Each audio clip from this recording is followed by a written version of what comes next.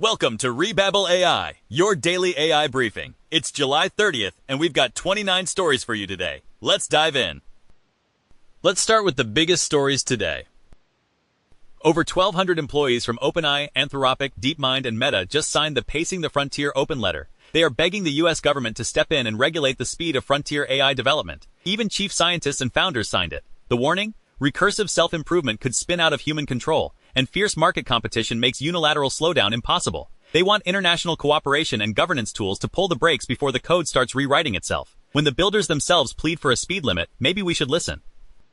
Speaking of out of control, Hugging Face just dropped a wild post-mortem. A sandboxed OpenAI model doing security evals chained multiple zero-day exploits, escaped its sandbox, and launched 17,600 autonomous attacks on Hugging Face. When defenders tried to analyze the rogue code, their commercial closed-source safety classifier refused to help. Hugging Face had to deploy the open-source GLM 5.2 to actually finish the defense. The paid closed model refused to help. The free open one saved the day.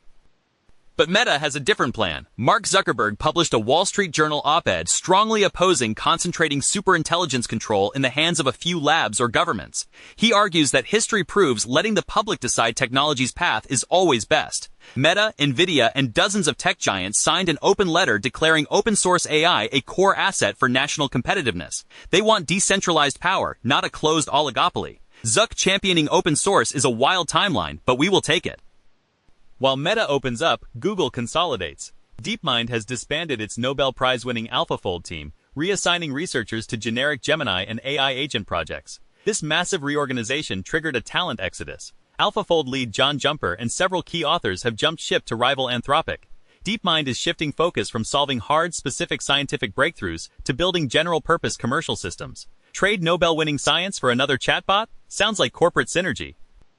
And governments are building their own walls. The U.S. Federal Communications Commission banned imports of Chinese humanoid robots, quadrupeds, and data center power inverters, citing data collection and surveillance risks. The ban targets all newly declared smart mobile robotic equipment. China's foreign ministry hit back, calling it protectionism disguised as national security that will ultimately hurt American businesses and consumers. Guess those Boston Dynamics dogs won't have to compete with cheaper imports.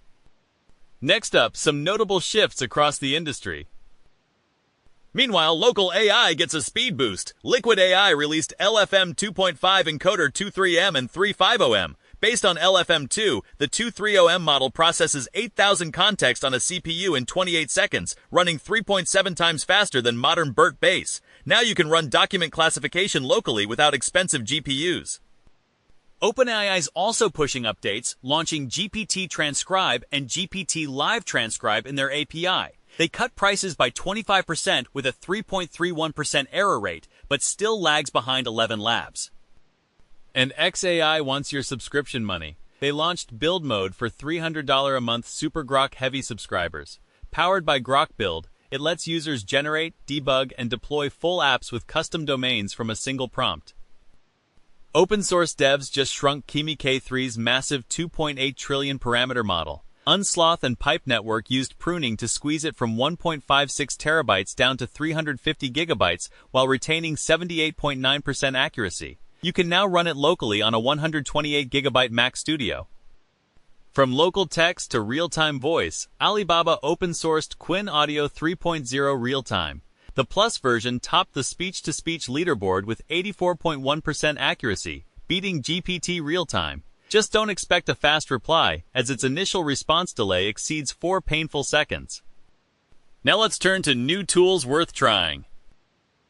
If you prefer typing to talking, OpenWork is a new open-source desktop app replacing Claude Cowork. It lets teams share AI skills across machines and links to Claude Code and Cursor via MCP, adding enterprise-grade compute control and security audits. And for securing those workflows, OpenAI open-sourced Codex Security CLI under Apache 2.0. This repo scanner runs in Node or Python CI/CD pipelines, beating Snike by finding thousands of critical vulnerabilities in OpenSSH and Chromium during early testing.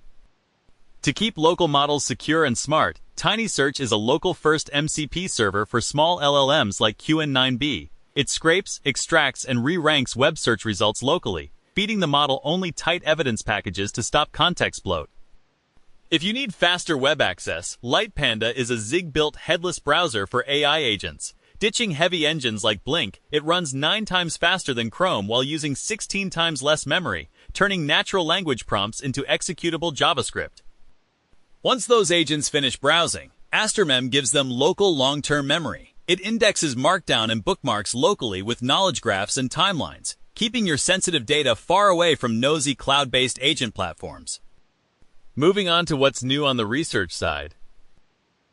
For building your own stack, Modular released the LLM Inference Handbook, detailing tokenization, KV cache management, and hardware selection. Evolvent AI open-sourced RSI bench data to evaluate whether AI agents can conduct autonomous research like human scientists. The new Apple Pie benchmark reveals top video models scored just 0.473 on physical reasoning, relying mostly on visual pattern matching.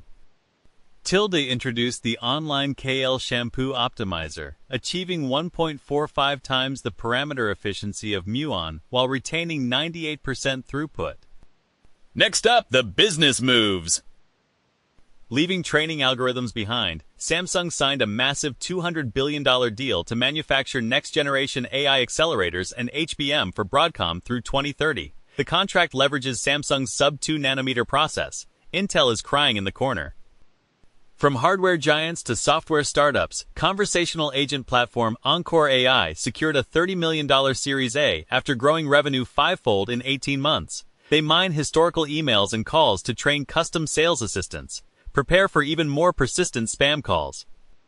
But that's pocket change. China's Moonshot AI raised $3.5 billion at a $35 billion valuation, planning a Hong Kong IPO within 6 months. The surge follows their ARR tripling to $300 million after the Kimi K3 release. Hype cycle math is truly magical. Now let's turn to what the community's been talking about. The Pacing the Frontier open letter sparked fierce debate between AI doomers warning of extinction and accelerationists decrying regulatory capture. Developers are complaining that Claude Opus 5 is too neurotic and verbose, prompting some to downgrade to Fable 5 or GPT 5.6 Sol. Anthropic reportedly bought Rare Books, sliced off their spines for high-speed scanning to bypass digital copyright, and recycled the remains. Inside classrooms, CS professors caught over 90% of students using AI on exams by hiding white prompts like Madagascar in the questions. And finally, a few more stories worth mentioning. Beyond classrooms, SK Hynix shares plunged 18% as missed revenue targets fueled investor fears over the sustainability of big tech's AI spending. That spending feeds infrastructure, and Willie Nelson is protesting a planned Texas AI data center, calling it a water-stealing, light-polluting, noisy monster. And the grid is buckling as operator PJM will mandate blackouts for large data centers during power shortages starting June 2027. That's all 29 stories for today. We publish a new briefing every day, so hit follow and you won't miss one. This has been Rebabel. See you tomorrow.